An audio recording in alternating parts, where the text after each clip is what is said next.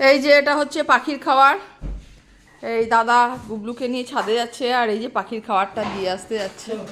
এই যে চললো। যাও গুবলু, যাও গুবলু, যাও গুবলু, যাও। ওই ওপর থেকে দাদা ডাকছে, দাদা ভাই।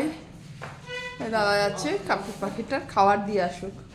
আর এবার আমাদের গোছাতে হবে। এই মা কিছুটা ইয়ে করলো, নয়তো তো নরক হয়েছিল আরও। এবার আমি বাকিটা গোছাবো।